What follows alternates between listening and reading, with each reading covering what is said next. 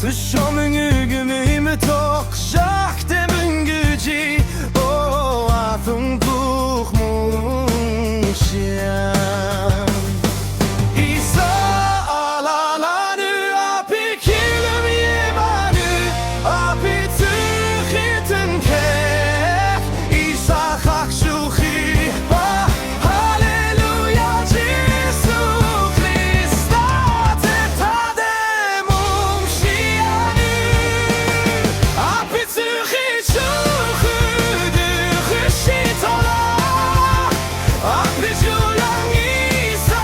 chum chiterua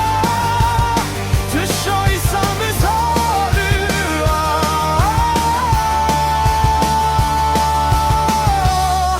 athung buchshia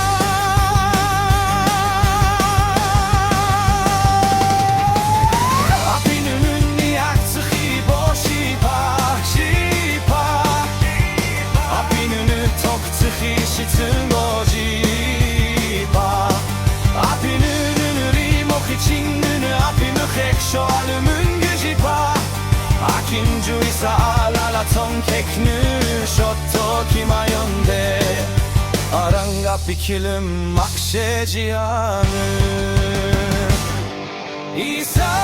alalanu api kilim imanu api tuchitun kea isa chakshuchi ba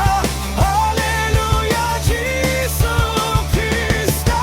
tetadem umshianu api tuchichuchu du chishitola api julang Isa chum chiterua tushoy samizarua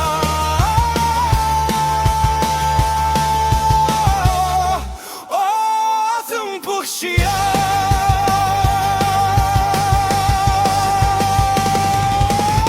Nimong khlang nimong jipa jutu chokinunu arimo kibongupa Nunu atsuri mo hinu yinmingupa juchinlun yo asuppunpa Tusho juchin yinmiru yuneru bolum Hossana te khunsudelun nu alapa